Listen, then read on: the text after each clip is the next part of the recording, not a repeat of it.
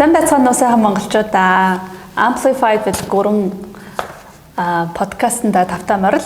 За энэ удаагийн маань cloud зочноор хэн байгаа л жимсэ? JD Vance. Буюу Америк нэгдсэн улсын дэд ерөнхийлөгч байгаа. За.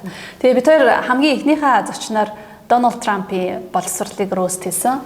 Тэгээд нэг мөсөн одоо яшиг тэгээ шууд Америкийг ярьчаа гэж бодоод тэ Америкийн дэд ерөнхийлөгч буюу одоо бараг дараагийн ерөнхийлөгч нь болох нь тодорхой.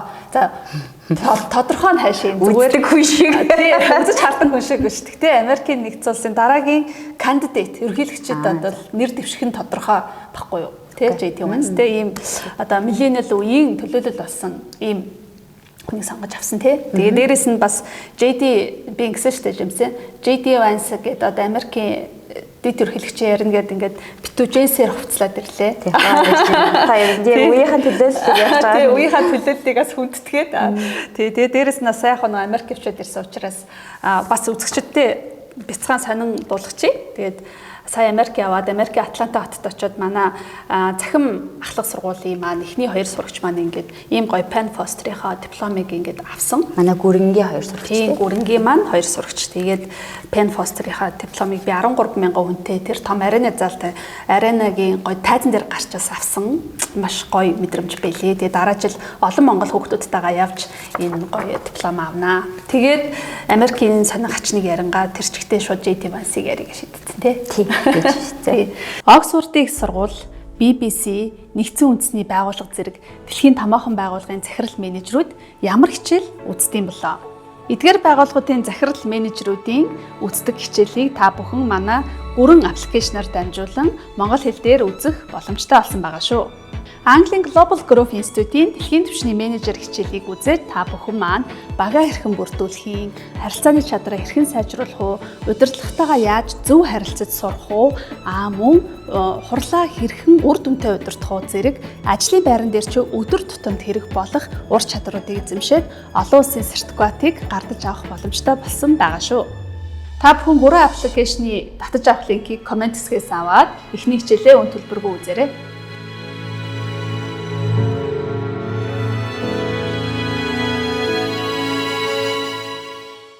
За JD Vance түрүү хэлсэн 1984 онд төрсэн маш хүнд хэцүү ядуу гаралтай.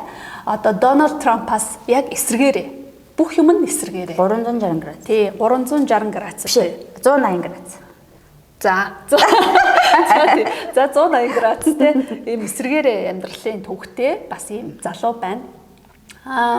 Америкийн нэгдсэн улсын дэд ерөнхийлөгч хамгийн залуугаас хамгийн залуухан дэд ерөнхийлөгчээс 3-т ч гэсэн юм байна.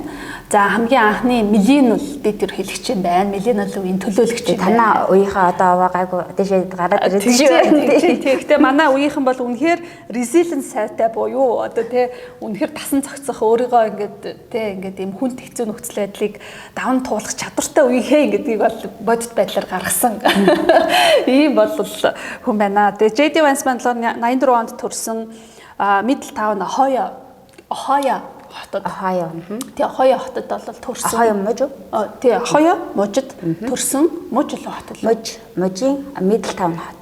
За Ohio мужийн Middletown хотод төрсэн. За тэгээд ер нь бол Rust Belt гэдэг өөрийнх нь төр өссөн бүс нь болохоор тухайн үед бол яг эдийн засгийн нэлээд хүндэрч исэн. Ер нь жоо хаягдсан. Тийм бол бүс төрж өссөн нэг юм хүн байна. Тэгээ дээрэс нь яг нэрээ бас манайх өөрчлөлт байсан. Америкч ингээд яагаад өөрчлөсөн шалтгаан гэхэлэр ээж нь өөр хүнтэй суугаадсэн. Тэгэхээр нэг одоо овгоо төгсгөл нэг өөрчлөлтөд байдаг шүү дээ. Тэ хүнтэй сунгууд ингээд нөхрийнхөө овгийг авдаг шүү дээ. Тийм учраас өөрхийн амтаа ингээд ээж нь өөр хүнтэй суухаар л ингээд бас нэр нь өөрчлөлтөд ингээд байсан гэх. За тэгээд хоёр удаа нөгөө овг нь өөрчлөгдөж байгаа юм байна шүү дээ. Тийм, хоёр удаа ингээд хөрхийн амтаа ээж хаанаас болоод овг нь бол өөрчлөгдсөн байна. За тийм жимсэд ямар мэдээлэл байна уу? Таны хэлснээр яг овг нь тэгж өөрчлөгдөхдөө хоёр дахь овг нь бол нөгөө James David Hamill гэдэг нэртэй байсан юм байлаа бас нөгөө одоо JD Hamill гэдээ бас гарч ирэхээр улс төр ороход бас өөрөө сонирхож байгаа тийм JD Hamill Camel гэж аав шиг тий. Ааха. Тэгээд одоо яг 3 дахь хаараа солигдоод бол байна болсон юм байна. За тэгээд ер нь бол тухайн хот ч одоо яагаад уналтанд орсон байсан бэ гэхээр тэнд ARMCO гэдэг ийм том компани байсан юм л да. Ган steel maker. Тэгээд тухайн Киски хаан бол боловсрол эдийн засгийг тултал нь өөдөн татаад нийгмийн хариуцлагынхаа хүрээнд явж исэн юм байна. Тэгээд тэр бизнесийг уналтыг нь дагаад давхар манай хүний амьдралын түвшин дөрөтгүйц тэр нөхцөлд авчирсан бүр бусад тэр хүмүүсийн тэр хавийн боловсролын системийн хүртэл дагаад тоглолцсон байлээ. Тийм ээ. Тэгэхээр энэ нөгөө нэг миний ойлгож байгаагаар юм гангийн одоо үйлдвэр байсан газар гэж ойлгоод байна шүү дээ. Тэгэхээр чинь 1800 оноос хойш тэр компани бол айгүй юм идэвхтэй үйл ажиллагаагаа явуулаад одоо манай Монголд ч гэсэн тэгдэг шүү дээ. Одоо энэ тэнд ингээд олон жил одоо миний хамгийн сүүлд очсноор гэх юм бол одоо хинтийн бэрх тосгон тий бэрх тосгон дээр ингээд очингууд чинь тэнд том нүрсний урхаа байсан. Тэрийг дагаад тухайн үед бол маш олон хүмүүс ирээд ажил амьдрал нь сайхан байжгаад нүрсний урхаа хааглаа. Тэгэл тэр хавийн хүмүүс нүүж яваал ингээд буцаал айгуу ингээд доошоо болцсон тий. Ингээд одоо эдийн засгч тэр хүмүүс хүн амныхан ч гэсэн цөөрцөн. Тэгэхээр ер нь харьцуулж ярил тийм л нэг юм жижигхэн тийм одоо эдийн засгийн тэр нэлээд хүндэрсэн тийм газар тий. Тэгэнгუთ тэр ARMCO гэдэг компаниас л ер нь нэлээд санхүүжилт авдаг байсан газар. Тэр нь компани өөрөө ингээд санхүү хүндрээд эхлэнгууд дагаад бүр ингээд тэр нь босролтой хүртэл ингээд нөлөөлөд явцсан. Тийм байлээ. Дэд бүтцэн бас давхар муу байсан бах тий. Яг бас нөгөө компани дагна гэвэл өөр бас сайн компаниуд бас байгаа тий. Сайн жишгтэй нөгөө юуны environment society юу social governance гэдэг ESG-ийн хүрээнд бас хариуцлага маш сайн аваад явдаг компаниуд бас байгаа. Тэгэхээр энэ компанийн хувьд тэрэнд нөө яасан юм шиг гэж харж байна. Тийм. Тэгээд нөө хэдийгээр яхаа зүгээр ингээд санхүүжилт интернуудад байсан ч гэсэндээ бас улсаас нь угнаас уг нь үзээлсэн юм байлээ. Бас сайжруулах гал айгуу сайн хөтөлбөр интернууд оруулж ирээл ингээд бас тажгүй уг нь дэмжих гээд бас тухайн үеийн тухайн тэр хэсэгт байгаа хүмүүсийг дэмжих гээд нэлээд сайн бодлогууд бол явуулаад л байсан юм байлээ. Тийм. За ер нь бол нэг иймэрхүү л хүндхэн нөхцөл байдалд маань хүн бол өсөж торинсон байна. Тэгээд JD Vance дээр болохоор ер нь гэр бүлийн хүчирхийлэл, донтолт, тэгээд ядуурл энэ гуравч одоо гурлаа айгу одоо sensitive сэдв шүү дээ. Тэгэнгუთ энэ гурлаа маань хүн дээр байсан. Хамгийн хэцүү. Одоо нөө интерсекшнл давхцаад ээж нь бол маш өндөр донтолттой. Одоо алкоголны хамааралтай. Гэр бүлийн хүчирхийлэл нь бол хөвчлэн дандаа нөө хойд эцгээд одоо хойд эцгүүдээс нь бол ирж ийсэн тий. Ер нь одоо тэр бас нийгэмд харагддаг тий. Тэгэнгუთ ядуурл нь болохоор мэдээч хэрэг яаж тэр хүмүүс чинь мөнгөтэй авах вэ тий. Ингээд донтолттой юм болцсон юм чинь. Тэгэхээр энэ гурландаа л ингээл нөөрлж ийсэн нэг юм бараг төсөөлөхөд хэцүүл тийм одоо айлын хүүхэд л гэж хэдүүлээ бодъё. Одоо тэгэхээр босрлыг одоо хэдүүлээ хоёлоо ярих гэж байгаа юм чинь тий. Яг ийм нөхцөл байдлаас Америкийн нэгдсэн улсын дид ерөнхийлөгч болтлоо юу тулсан байх вэ? Бас сонирхолтой зам л харагдах байх гэж бодож. Яаж хичээлээ хийсэн байх нь үү тий. Нөгөө байнга согтуу хүнтэй амьдарч байхад яг хичээл хийнэ гэдэг бол маш хүн гэж бодож байна. Тий шүү дээ. Тий яаж ч төсөөлсөн тий. Тий. Тэгээ одоо нөгөө уулын сургуулийн хөтөлбөрүүдэд аав ээж нь донтолтой ч юм уу асуудалтай бол бас нэг арай өөр жишгээр хандах ч юм уу нэг тийм curriculum-ууд гарвал болох болоо гэж шиг. Яг байж болох юм те. Ядаж нөгөө гэрээс нь тусгаарлах хичээлийнхаа үед нь тусгаарлаж чадчихвэл тийм шэлтер марк юм байвал юм хөгжөөд ирвэл дуулан тэр сэдв рүү орвол бас их том сэдв бааз. Тийм байна тий. За окей. За өсөж төрсэн орчин бол ерөөхдөө бол нэг иймэрхүү байна. Өөр жимсээ хойлонд чинь юу вэ? За тэгээд түрүү нөгөө ус нь бол уул нэг юм хийсэ ингээд та ярьжсэн шүү дээ. Тэрэн дээр бол цар тахлын үед бүр Middle Town City School гэдээ байгаа тусламжийн 5.6 сая $8 санхүүжилтаа бүр хассан юм л. Тэр сургалт юу хэсгийнхан гэсэн. Тэгээд ингээд бодохоор одоо нөгөө хичнээн хүүхдүүд сурыг бас төсвийн ханаад ахаар бас одоо бас хэцүү болж байгаа. За дээрэс нь ингээд төлбөрийн төсвийн танаа явсан ч гэсэндээ уул нь яг л нөгөө дэлхийн хаан жишгийг дагаад STEM рүүгээ буюу Science, Technology, Engineering, Mathematics гэдэг тэр шилүү ухаан технологи энэ тал руу нь одоо хөгжүүлэх хэрэгтэй байна гэд тэр юмаа хараад уул нь яваалаа. Бас Америк байна да тий. Бас судалгаатай байгаа шүү дээ. Гэхдээ бас яг энэ одоо хичээлүүд чинь дандаа ийм лабораторийн орчинд ингээд боловсрал олгодог, ингээд туршилт хийдэг тий. Тэгж хүүхдүүдийн ингээд тархины бас хөгжлийг дараагийн түвшинд авчирдаг. Яг шинэ юм гардаг. Ийм хичээлүүд чинь жишээлбэл лаборатори болчих гэсэн мөнгөгүй. Тэгээд компьютерын баг дээр үеийн Pentium арайч байхгүй бах. Тэгээд та сүүлд хөдөөний сургуулиудаар явж хахад Pentium гээд компьютертэй сургууль харж ирсэн. Манай Монголын уу? Тий ер нь. Монголд бол айгүй сайн байлээ. Тийм хуучны юм байхгүй. Айгүй сайн тоног хөрөмж өвдөл айгүй сайн болцсон. Тэгээ STEM хөтөлбөрч гэсэндээ бас хөөрхөн жижиг энэ тэндээс хөөрхөн хэрэгжээд эхэлсэн. Гэтэ STEM бол угаасаа яалт байхгүй зардал өндөртэй. Нөгөө хүүхдүүд яг нөгөө лаборатори юм дээр юу хийдэг учраас бас гэтэ яг бас тийм үү бол байгаагүй шүү. Тий дайжгүйс. Тий. Тэгээд нөгөө их сурвалжуудад бичснээрээ яг тэр хот муж бол ерөөс STEM дээр төвлөрөөд STEM бүр STEM-ээс цаашаага STEM рүүгээ нөгөө arts нь орж ирээд яваад байгаа хэрнээ тэгээд бас нөгөө талын их сурвалж ингээд төсвийн таньчиж байгаа гэхээр яг одоо энэ талаас одоо юуг нь сурах яаж сурах гэдэг юм бол гэдэг нэг ойлголт байгаа. Энэ баг STEM-ийг нэг юм өөрсдөө сурталчилсан нэрэдэл болгоод ашигласан юм шиг. Тэгээ үндсэндээ бол яг тэр одоо дээрэс нь одоо Ванси хувьд болохоор JD Ванси хувьд донтол төвчөр хэлэл ядуурл тий дээрэс нь яг нэг нийгмийн хувьд шилжилтийн үе таарсан. Тэгээ 1984 он гэхэр чинь яг л манай Монголд ч гэсэндээ 1984 86 оныхан бол айгүйх юм шилжилтийн ялангуяа 84 оныхан бол бас айгүйх юм босрал дээр шинжилэл энтер хийгдээл янз янзын туршилт хийгдээд яг нэг юм туршилтанд айгүйх орсон бас яг үеийнхэн байхгүй юу гинт байжсна Монгол бичгээр бичгээл тэгснэ болиулаад крилээр бичүүлээл тий тэгснэ анги алгасуулаад энэ тэр мэрэг бөөн шилжилт хийлгэх ба туршилт хийсэн шүү дээ ер нь бол basically тий тэгэхээр яг одоо манай Америкт ч гэсэн адилхан тийм туршилтын шилжилтийн үе бас адилхан явагдчихсан байна тий танай Америк ч гэсэн тийм байна адилхан болсон байна тий угаасаа тэгэж нөгөө туршилт хийж энэ хөтөлбөрүүд ч болох юм байна л гэж гаргаж ирдэг хаалта.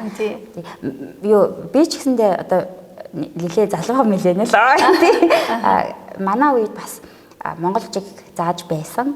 Тэгээ монголчгийг бол сурсан. Бас тэр чинь нөгөө шинэ юм сураад мартахгүй үднэс хаяа хардаг. Тэгэхээр бас монгол хүн байна да гэдэг шиг. Харин нэг анги алгасуулж бусад яг гадаад улс шиг 12 жилдээ болгоно гэдэг тэгж төвшөлтийн үе нь яг над дээр таарсан. Тэр бол үнэндээ бас ойлгоогүй тухай. Яг шууд цэвэр хуулаад ороод ирсэн. Хаанаас хуулсан юм? Одоо Францаас хуулсан уу? Эсвэл Америкаас хуулсан уу тий? 12 жилдээ. Тийм тэр бол яг нөгөө яг үндсэн асуудал нь болохоор 10 жилээр Монгол төгсөөд ангууд манай ерхий боловсролын гэрчлэгийг гадагшаа шууд хүлээн зөвшөөрөх жоон төвхтэй байгаадсан. Тэгэхээр бага смутли шилжилт хийхээсээр аргагүй л болсон л та. Тэгэнгүүт нөгөө олон улсын жишгээ даачаар биднэрт гадаадд сурахад хэрэгтэй юм байсан. Хүлээн зөвшөөрөх гэсэн. За бас тэгвэл тэр нь баярлалаа. Тэрнийхээ буйнаар бас гадаадд төгсчөөд ирсэн байна. Танайхаа 10 жил юм уу манайхаа энэ 12 ах стаг гэл ингээл амар конфликт үүсээд зөрчил үүсэдсэн гэсэн үг. За хоёлаа буцаад сэдвэр гоо. За тэгээд саяныхтай холбоотойгоор ерөөдөө хүнд орчинд өссөн дээрээс нь юм шилжилт тийм үеүүдийг давцсан ийм хүмүүст нэг асуудал тулгарч байна гэж судалгаа байна. Тэр нь болохоор adverse childhood experiences гэдэг юм тохиолддог гинэ. Энэ нь болохоор монголоор хэлэхээр хүүхдийн бага наснд тохиолдсон ийм сөрөг асуудлууд, сөрөг туршлагууд гэд ингээд нэршүүдэд орчуулж байгаа. Яг үйл үгээрээ бүтнээр хэлэх юм бол энэ нь юу нь яадаг вэ гэх тээ. Энэ сөрөг авсан туршлагууд нь яаж нөлөөлдөг вэ гэсэн чинь циклд орчдөг гэж байгаа. Ерөөсөө ингээд гардаггүй. Яадаг вэ гэхээр ямар циклд гэсэн үг. Дахиад тэр хүүхэд сэтгцийн эрүүл мэндийн асуудалтай болох магадлал нь маш өндөр болдог. Тэр хүүхэд одоо өөрөө бас донтолтой болох ийм магадлалтай болдог. Мөн тэр хүүхэд бас л тэр ядуурал гэдэг англи руу ингэж орох үйц болдог юм. Ингээд нэг юм цикл гаргааргүй болчихдог гэж юм судалгаа. Тамийн тогооны үлгэр шиг гэсэн үг байхгүй да. Бараг ингээл тэ нэг баг уламжлагтаад яваад байгаа юм шиг тий. Ингээ гаднаас гарахгүй шүү дээ. За тэгээд гэтээ тэр JD Vance-ийн хувьд бол гараад ирсэн тий. За тэгвэл яг тийм хүнд нөхцөл байдлаас хүмүүс ер нь одоо юу татаж гаргаж авах юм бэ гэд ингээ бодъё л та тий. Тэнгуү тэр бол угсаал одоо хоёул ингээ ярьж байгаа үндсэн сэдв боловсрал байгаа байхгүй юу? Тэ. За JD Vance за сайн сурагч байсан уу яасан гэсэн талаар одоо яри те 10 жилийнхаа сургуульд гэсэн үг шүү. Тэгэхээр ер нь JD Vance бол толгой сайтай хөгтөсөн. Нэлээд толгой сайтай ер нь бас юм хомыг маш хурдан шалмаа хийдэг, том ат зат те тэр юм хомдоо ингээ сайн. Гэхдээ мэдээч хэрэг тэр хөгт чинь эргэн тойрных нөхцөл байдал юм хом бол дандаа доош чангааж байгаа байхгүй юу? Чиний хэлж байгаагаар ингээ доош чангааж байгаа. Тэгээ мань хүн бас нэлээ уруу татагдаж явсан юм билээ. Яг уухчихсан чинь тий. Уухгаад жоохон замрах гад явж ингээ жоохон ингээл за ер нь яршиг дөө би ч гэсэн би ер нь дээшээ гарч чадах юм уу гүмөө те ингээл явна штэ адилхан ялгаагүй штэ баг би олон юм бодож ингээ хичээл намаа хийх хэрэг байгаа ч юм уу гүү ч юм уу гэд мань хүн чи ер нь бол ахлах ангидаа ороод нэг жоохон 8 9-р ангийн тэрт бол нэлээд уруудаад бүр ингээд ямар ч итгэхгүй болцсон байсан байгаа байхгүй. За тэр үед нэг л хүн JD Vance-ыг аварсан. Тэр хүн бол JD Vance-ийн эмээ. За эмээ бол өөрөө сайхан гар байсан. За юу тийм 50 мамиг татна бас нэлээд тийм хард тэгээ нэлээд ер нь бол нэг чанга эмээ нэрэд нь штэ. Тийм эмээ байсан. Тэгтээ JD Vance-д бол итгэл бол байнга байсан. За энэ хүн л нэг гайгүй явчиндаа гэсэн нэг тийм одоо нэг итгэл ингээд байнга өгчээсэн. Тэгээд мань хүн чинь ээж нь ингээд онтоод нөхөр солиод нааш цааш гээд байнгут бойфрендсээ солиод шүү. За ёо одоо партнеруудаа ч юм уу те ингээд солиод тэгээ байнгут ерөөсөө нөө хүүхдэн бүр тэр чигтээ хаягдж байгааг эмээ нь хараад тэгээд JD Vance дээр очиод за чи надтай амтэр гээд өөрхөө бүр нэг юм амир машиндаа суулгаад ингээ аваа явсан гэж байна. Тэгэн гут та ихтэй нөгөө киногоо яриад байгаа тий. Одоо тий кино. Тэгэн гут мань хүн тэр ингээд явж ангуудаа шууд эмээ дээр очиод эмээ нь аюу хэцүү амьдралтай. 101 гүлийн эмээ гэсэн шүү дээ. Манайха тэр киног нааш үзээрэй. Тий Netflix дээр гарч байгаа тий тэр кино ингээ бүр үнэхээр бүх одоо залуучууд баг үзчихмээр цацагдсан байна. Тий үзчихмээр тийм гоё кино л inspirational. Тэгэн гут тэр ингээ явж ангуудаа эмээ дээр очисон эмээ нь бол хоол хүнс байхгүй. Боддоо бүр ингээд өдрийн хоолны ч байхгүй баг чипс мэпсээр хооллоо заяа. Тэгээд дандаа эднэр ч ингээд нэг юм ядуу хүмүүстэй ваучер өгчтэй штэ гадны ханчаа. Тэгээд ваучераар л нэг хөрхийн хамтны хоол ундтай болж энэ төр байдаг.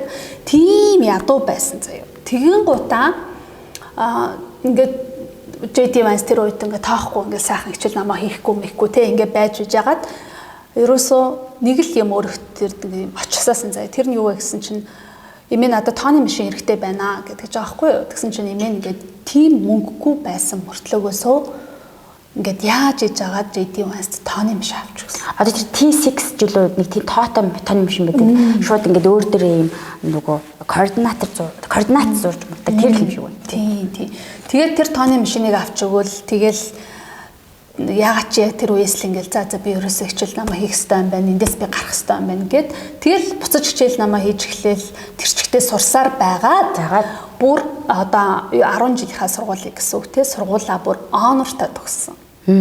Одоо honor гэдэг чинь шилдэг одоо honor гэхээр одоо юу гэдэг зүгээр л хамгийн сайн сурсан юм гэд нэг юм хоёрын хооронд тийм одоо өргөмжлөл биш. Honor-тай төгснө гэдэг чинь одоо чи бүр нэр хүндтэй одоо хамгийн best нь болж сургуулаа төгсөж байгаа байхгүй юу? Нөгөө дүүн өндөртэй. Би бас honor-тай төгссөн байгаа шүү. За тий.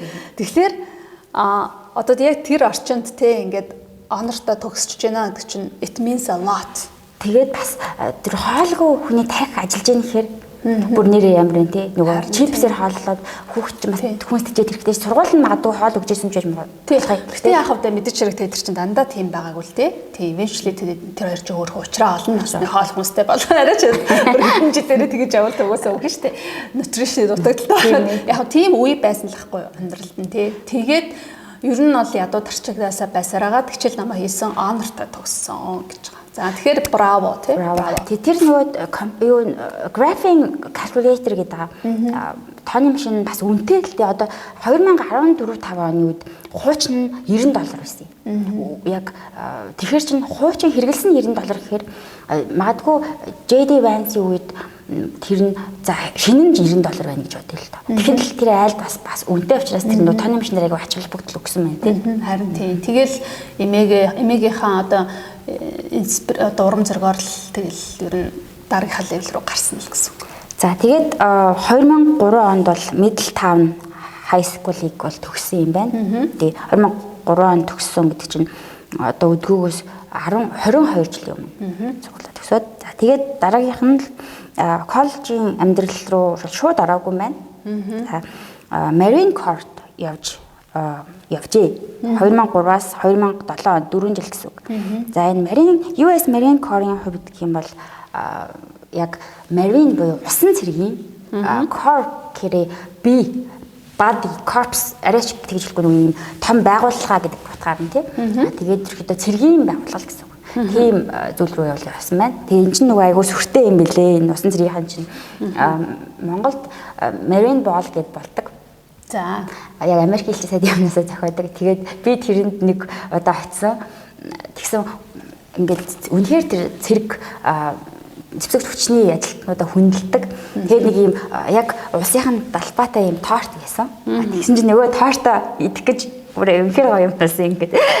Энэ талаас нэг Марин басан цэрэг нь элчин сайдаа ингээд айгуу гоё дуудаж байгаа. Тэнгүүт нөгөө талаас нь нөгөө хідэн тортоо ингээд ширээд ini юмн дээр ингээд хэлхээд аваад ирж байгаа. Түрээд тий. Тэгээд хамгийн ганц ширхэг ингэж зүсээд тэр нэг зүснийхаа нэг хэсгийг нь хамгийн том жишаалтаа дараагийн том жишаалтаа тэгээд үлдсний 3 дахь хэсгийг нь хамгийн залуухан ч юм уу гэдэг ингээ ийм хүн сэтгэлдээ иддэг юм байлээ. Тэгээд тэндээс ингэж үнэхээр хүндээс надад бас би өөрөө инспирэшн авсан яг тэр цэрэг зэвсэг төвчин улс орноо хамгаалж байгаа тэр зүйлийг маш ингэж хүндэлж өгдөг юм лээ. Тэгэнгүүт JD Vance-ийн хувьд бол яг тийшээ орсон. Одоо Америкч ингээд нөгөө усан хилтэй байгаа шүү дээ.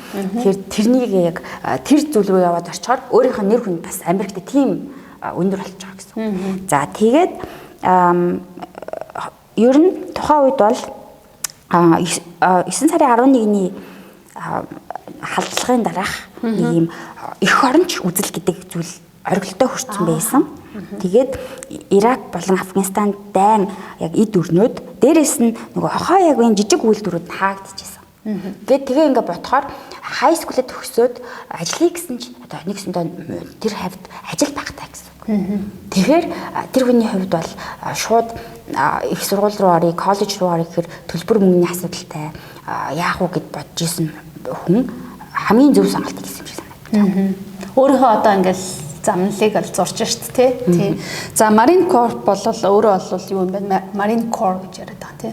Marine Corps болохоор нөө одоо сургууль нь яаж явагдд юм бэ гэдэг. Тэгэхээр эхний 13-7 хоногтой бол яг ийм бие бялдар сэтгэл зүйн хувьд ийм хүчрхэг болох тийм 13-7 хоног гэдэг юм байна. Тэр нөгөө нэг кинонд нүүрлэн ханга хашгираад тий. Одоо яг тэр л гэсэн үг. Одоо тий 13-7 хоног ерөөсөл тий бистэ яа тэр бие бэлтрийн хувьд ямар лимит байдیں۔ Тэрийг нь суулгаж гин.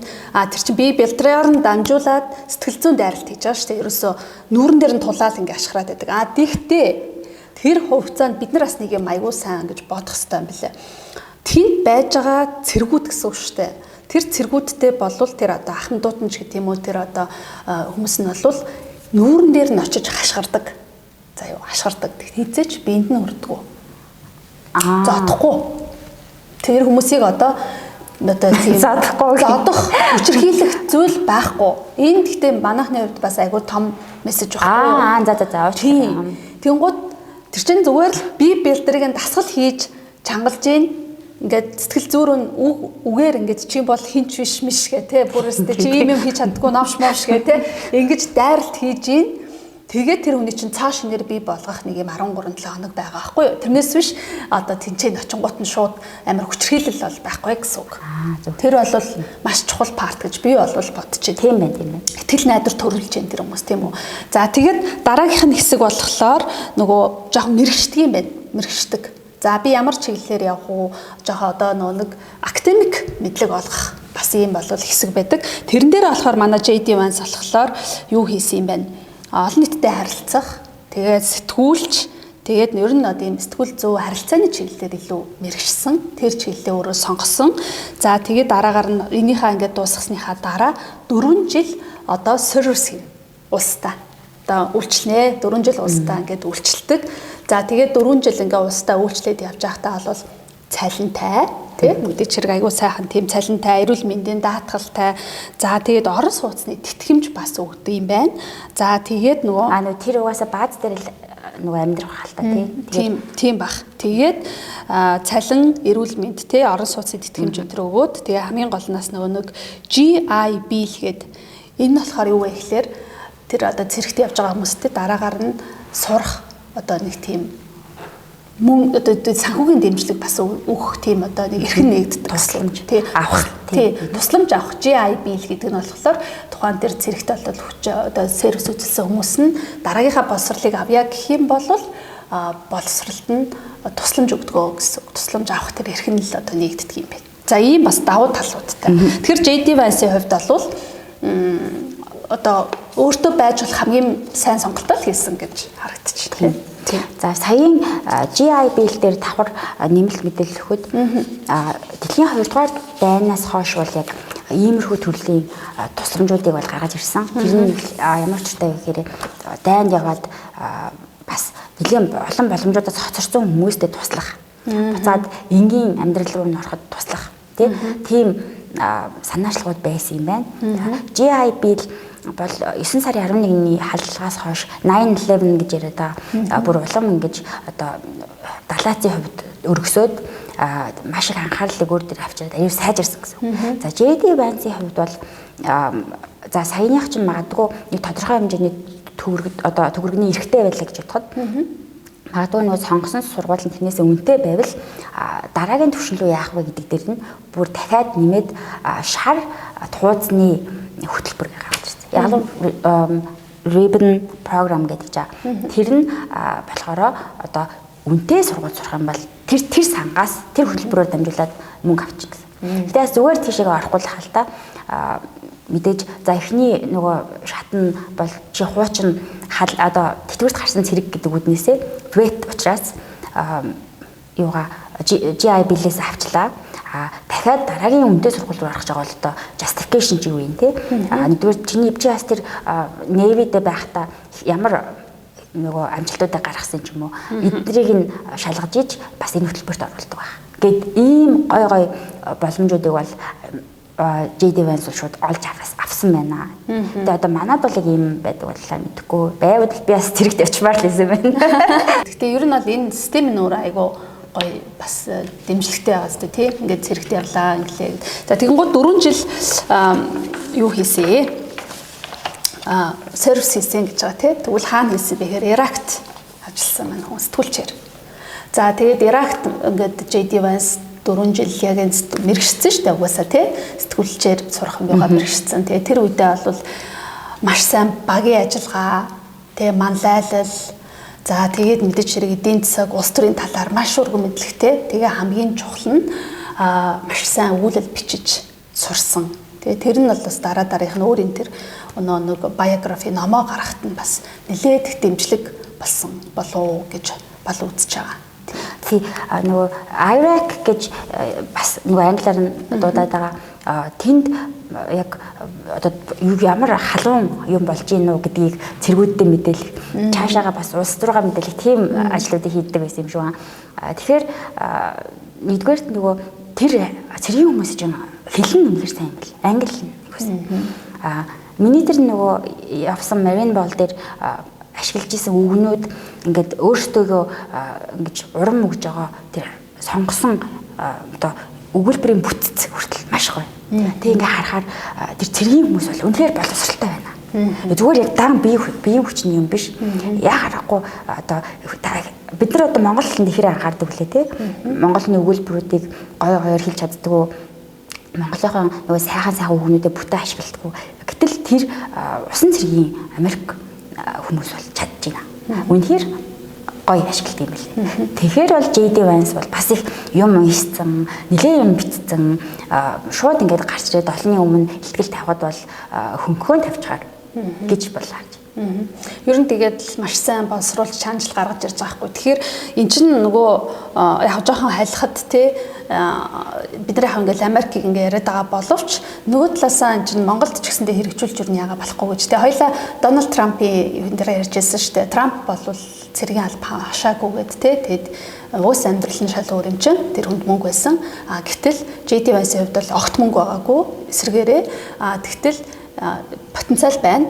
Дайнд яваагүй. Тий, sorry, дайнд яваагүй. Тий. Тэгэнгუთ JD Vance-д бол потенциал байна. Тий. Тэгэнгуთ энийг нь ингээд улс нь потенциалыг нь бүх талаар нь гоё дэмжиж ашиглаад дээрэс нь цэрэгт явхлаар яг чиний хэлдгээр тий ингээд академик мэдлэгийг нь ч гэсэн аягүй сайн ингээд өгчөж байгаа. Яг human capital гэдэг юм. Тэгэнгუთ тэр хүн чинь сэтгэл зүйн хувьд ч аягүй хүч чадалтай мэдлэгийн хувьд ч гэсэндээ тутахгүй юм болоод ирэх. Би ч гоё. Тий, би хаач мундаг тий. Ингээд хэлэхээр чинь тэр хүн ер нь тэгэл лидер л ахгүй да. Дараагийн ер нь тэгэл нэг гоё бэлэн болж байгаа лидерүүд л тэнд бий болж байна гэсэн үг шүү дээ тий. Энэс айгу надад л ингээ харахаар ямар гоё систем бэ гэж бодгцсан. Би бол энийг JD Vance-ыг судалтлаа л мэдтгүү л байсан билээ. Америк яг ийм гоё дэмжлэг байдаг гэдгийг. За дараагаар нь тэгээд яасан бэ гэхээр мань хүн болвол ингээд 4 жил үйлчлэгээ үзүүлчихэд улс орондоо үйлчилчихэд дараагаар нь болохоор энэ Ohio State University-тэй бол орсон байна. За одоо нэг мөнгөтэй юм жорно шүү дээ. Тийм шүү дээ. Одоо нөгөө өөрт нь боломж байгаа. Мөнгө санхүүгийн асуудалгүй байгаа. Тэгэхээр тэрийг ашигласан. Тэр үедээ болохоор яг түрүү яг хэлжсэн тэр нөгөө GIB гээд те 9/11-ээс хойш нэлээд хүчтэй болсон. Тэрийг ашигласан байна. Дээрээс нь Yellow Ribbon гэдэг нөгөө улаан шар тууц гэх юм уу те. Тэрийг ч гэсэн ингээд ашигласан. Тэгээд энэ хоёр бүх боломжуудаа ашиглаад ямар ч сургалтын болвол үн төлбөргүй суралцсан байна. Бас яг зөв замаараа л явж байна. Өөр бараг төлөвлөсөн байсан баг тий. За тэгээд тухайн систем бол Ахмад дайчдад сургуулиудад чөлөөтэй нэвтрэх ийм боломжийг олгодгоо гэж ярьсан. Үүн дээр харин нөгөө дөнгүүдийн хувьд ямар хөө байсан бол энэ яг одоо ийм тэтгэлгээр төгсөөд тэтгэлгч гэж тусламжаар төгсчлөө шүү дээ. Тэгвэл тэр хүн бас өөрөө хичээх шаардлагатай. Тийм байна. Тэнгууд Ohio State дээр болохоор маань хүн болохоор political science сурсан зүйл нь улс төрийн шинжилгээ ухаан тий улс төр судлал тэгээд философи явж байгаа тийм Трамп шиг тийм Трамп шиг яг л бүх юмыг бас 5-4-6-аар харах гэдэг шүү дээ. Философиг нэлээ ингэж мэрэгчсэн байна тэр хоёроо. За тэгээд Summa cum laude. Summa cum laude. Summa cum laude зэрэгтэй төгссөн заяа. Манайхан мэдж байгаа.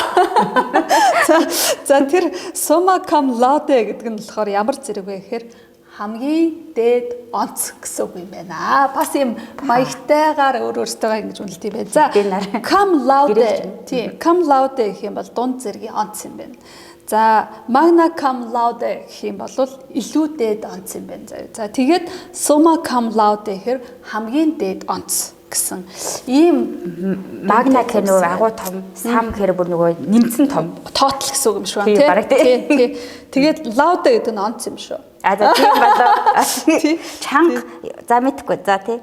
За тэгээд мөн pi beta kappa гэд энэ энэнд бол үүтэй гişүнчлэлтэй гэсэн байна. За энэ pi beta kappa-гийн хувьд бол ярахад нөгөө кинон дэр бас харагддаг шүү дээ. Ингээд яг бүлгэм шиг болоод эмэгтэйчүүд өөрсдөд нь тустай байдаг, гэрчичүүд нь тустай байдаг. Тэгээд янз янзын арга хэмжээ зохион байгуулдаг. Дээрээс нь нөгөө амьдэрдэг яг тэр доорм хүртэл тустай ингээд харагддаг. Та тиймэрхүү Америк яг коллежийн кинонд харж байсан уу? За тэрэн дээр гардаг шигээ бол байнгын ингээд хөгжөлтөд яваад идэх юм байлээ. Энэ маань өөрөө орохын тулд гişүнчлэлийг авахын тулд академик талаасаа сайн дүнтэй авах хэрэгтэй. Урлаг спорт бусад хэсгээрээ манлайлах хэрэгтэй. Хүмүүс бусад нөгөө хамт олондоос нэр хүндтэй, caring, team хүмүүсээ сонгодог. Тэгээд ийм нэр хүндийг олоод авцсан дээрээс нь саянаас summa cum laude гэр ингэ төгссөн хүн бол CV бол ингэ зүгээр алтан юу гэх юм. Диплом шиг л гэсэн өрөөсөө. Баг төгс CV явж байгаа тийм. Төгс бүр амар нөхөр байсан байна гэж харж байна. За. Тэгээ энэ Pi Beta Kappa гэдэг нийгэмлэг нь болохоор энэ сургуулийн нийгэмлэг юм уу? Тийм ингээд сургууль дотор нь өөрсдөө үүсгэсэн. Тэгээд оюутны одоо монголоор баг оюутны зөвлөлөрхүү гэсэн үг юм уу? Гэтэ манайд чинь ингэж эрэгтэй эмэгтэй энэ гэж хуваагддаггүй шүү дээ. Тэгээд ер нь бол хоорондоо Америкийн соёлын хувьд гэх юм бол нөгөө teamwork debating тэр culture сайтай шүү дээ. Тэгэхээр бүр ингэж хар багаас нь болон сургууль сурах явцад нь л баг болгоод тэр нэг том баг руу орохын тулд зөндөө тэмцэж шилдэг байх хэрэгтэй гэсэн. Тийм соёлол гаргаад байгаа. За супер. За ингээд Ohio State University те Soma cum laude гэдэг тэмдэгтэй онц юулээ бүр одоо хамгийн дээд онц ингээд үнэлгээтэй төгссөн байна. Дараа нь яалаа? За тэгээд дараагийнх нь алхам бол яг бодлогын чанартай амар pop шийдэл байсан байна. Ингээд Yale Law School-д орсон байна. 2010-аас 13 онд. Ер нь бол нөгөө Ohio State University-тэй амжилттай байсан учраас Yale руу ороход бол амархан болж байгаа. За тухайн сургууль бол юуг харж одоо хүүхдүүдээ сонгодог вэ гэвэл мэдээж өндөр оноонуудтай байна. GPA, LSAT те. Дээрээс нь нөгөө veteran status буюу одоо нөгөө VT статустай Ахмад Дайчин гэдэг ингээд идэвхтэй гарсан Дайчин гэдэг нэр хүн дээр явж байгаа гэсэн.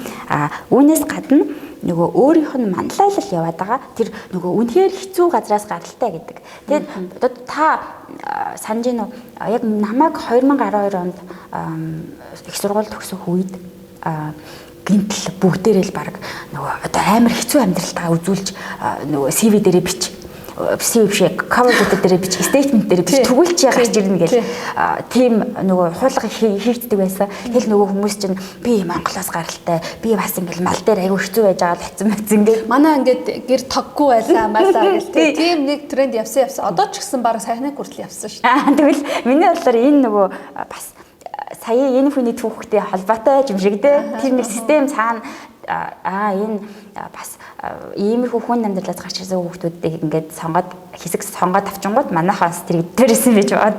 Тийм.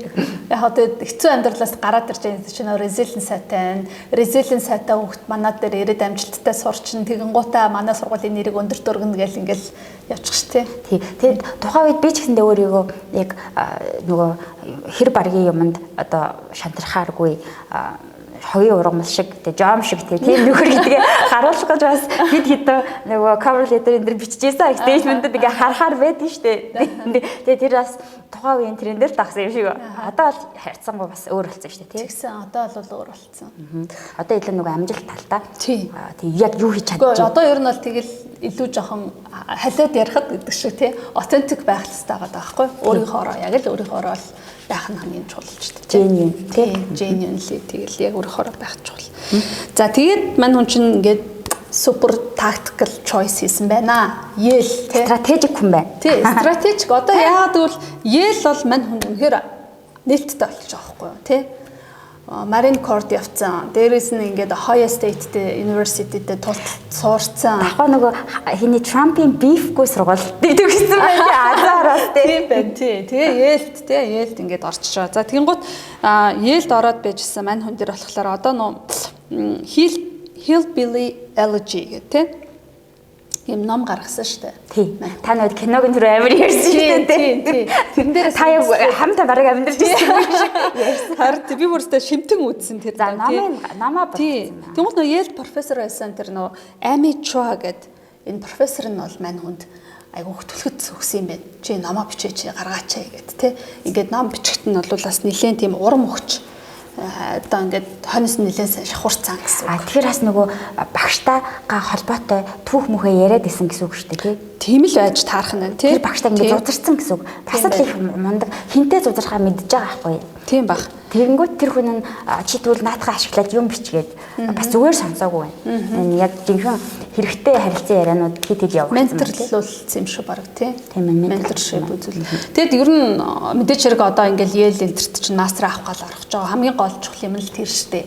Сайн профессороос зурж аваад тэгэл сайн судалгааны ажил хийх юм уу эсвэл ингээл өөрийнхөө айгуу сайн ментор болгоод их насан туршийн юу болж байгаа ш. Тэгэл профессорууд чинь референс летер өгөн тэгэл үргэлжлүүлээл ажил төрөлхөөл ингээл network гэл те юмнуудаа нээж өгөн тэгэл тэр хүн чинь зам засагтаал ингээ явж байгаа ш. Тэнгуут мань хүн бол тэр намаа бол гаргаж байгаа нь бол тактикийн чанартай устурт өөрийгөө бэлжсэн болгоул гэж харж байна. Эсвэл намаа гаргасан нь улс төрийн замналын амархан болгох гэж. Дараагийн түвшинд авч байгаа тий. За тэгээ Yale ингээд төгссөн. Мань хүн Yale төгссөн. Дараагаар нь төгсчлөө. Дараагаар нь хуулийн Sidley Austin гэдэг нэг юм хуулийн фирмд ажилласан юм байна. Бас нэг Middle Capital гэдэг энэ venture capital тас ингээд ажилласан байна. За venture capital дээр би нэг айгүй хөөрхнөр тайлбарлаж байгаа. Тий яг үнэ. Хідэн нөхдүүд баян нөхдүүд байлаа гэж үү? Эсвэл баян компаниуд байлаа гэж үү? Тэр хүмүүс ингээд нийлүүлээд бол мөнгөнд ингээд энийг юм руу оруулчихвал айгүй сайн болох гэдэг тий. Гэтэл тэрийг нэг дунд нь цуглуулах нөхөр хэрэгтэй газ. Тим компаниг нь бол venture capital firms гэдэг юм байна. Тэгээд зууршлагч бол биш. Ингээд дунд нь менежментийг хийж байгаа гэсэн үг. Хүмүүсийн мөнгийг нь аваад өөр ашигтайнд хөрөнгө оруулаад тэндээс нь өгөөж нь уулзуулж байна өгч гэсэн үг шүү дээ. Энэ бол өөрөө бас санхүүгийн бол айгүй том одоо юу штэ. Ер нь бол экосистемийн л нэг хэлбэр байхгүй тий. Манай туг нь хөгжүүл их хэрэгтэй. Манайх ч одоо сүүлийн үед нэг жоохон байгаад байна тий. Сүүлийн үед бас жоохон гэхдээ миний л зүгээр бод мэдж байгаа л да. Нэг сүүлийн 3 жил үү. Тэр нөгөө жоох ярьж юу л ягаан цаас л үү? Тий. Ягаан цаас тасалбар. Тий, ягаан тасалбараа. Тэр тараагдчих эхлээд тэр хавьяас ер нь хөгцсөн байх шүү. Тэгэхээр чи одоо баг хэдэн оны 90 он. Тэгэхээр манайд чинь бүр олон жил болсон. Хоёулаа бас нөгөө юм өгөөсгсөн юм шиг. Яг энэ талаар бол хоёр тэгж ахаар судлаагүй зүгээр саналаа хийж байгаа. Тий. Гэхдээ зүгээр одоо ингээд маагч бид нар ч одоо ингээд бас жижиг дунд бизнес эрхлэгчтэй тий босрлын ингээд салбарт ажиллаж байгаа. Тэгэхээр зүгээр үндсэн ерөнхий хүмүүсийн мэдлэг бас энэ дээр аяга тутмаг гэдэг юм санагддаг. Тийм ээ, яг үнэ. Тэгэл зөвхөн санхүүжилт олж байгаа ганц одоо нэг source нь их усүр нь банк л шүү дээ.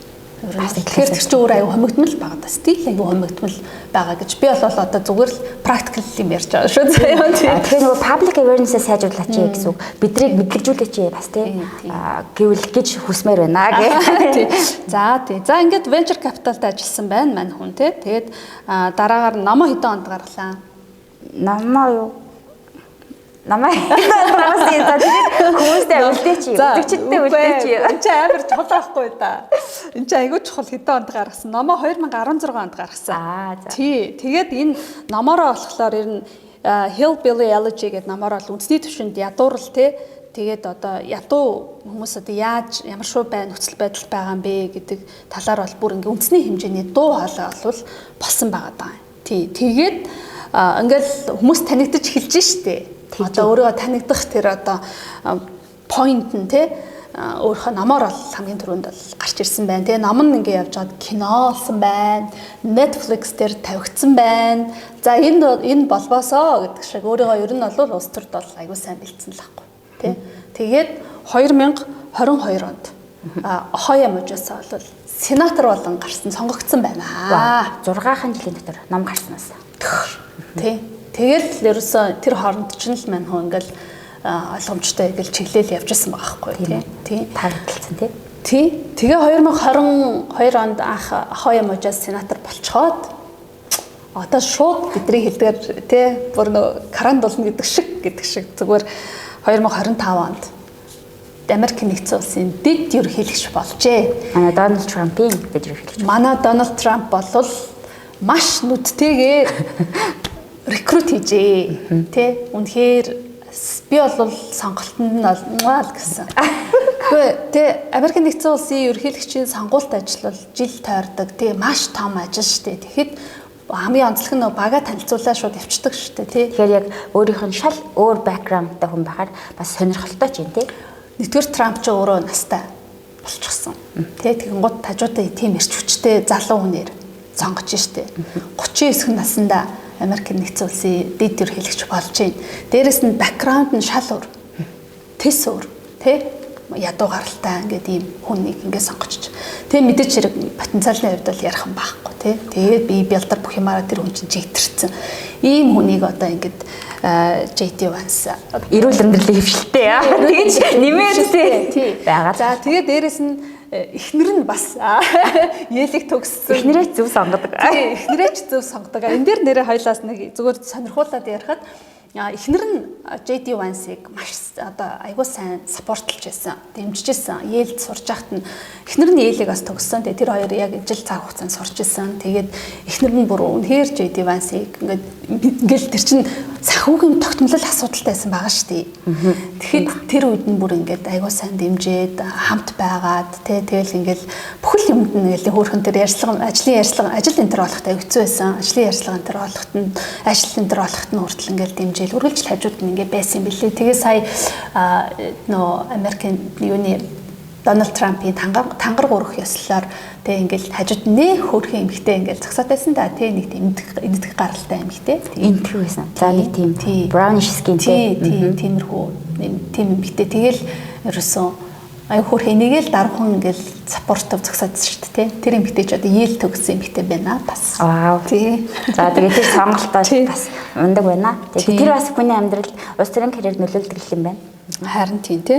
Нөлөөлсөн шүү дээ. Тэгэл хаалта. Тий. Оксфордын их сургууль, BBC, Нэгдсэн үндэсний байгууллага зэрэг дэлхийн томоохон байгууллагын захирал менежерүүд ямар хичээл үздэм болоо? Эдгээр байгууллагуудын захирал менежерүүдийн үздэг хичээлийг та бүхэн манай гүрэн аппликейшнаар дамжуулан монгол хэл дээр үзэх боломжтой болсон байгаа шүү. Английн Global Growth Institute-ийн дэлхийн түвшний менежер хичээлийг үзээд та бүхэн маань багаа хэрхэн бүрдүүлэх, харилцааны чадраа хэрхэн сайжруулах уу, удирдлагатайгаа яаж зөв харилцаж сурах уу, мөн хурлаа хэрхэн үр дүнтэй удирдах уу зэрэг ажлын байран дээр ч өдөр тутамд хэрэг болох ур чадруудыг эзэмшээд олон улсын сертификатыг гардаж авах боломжтой болсон байгаа шүү. Та бүхэн гурван аппликейшны татаж авах линкийг комент хэсгээс аваад эхний хичээлээ өн төлбөргүй үзээрэй.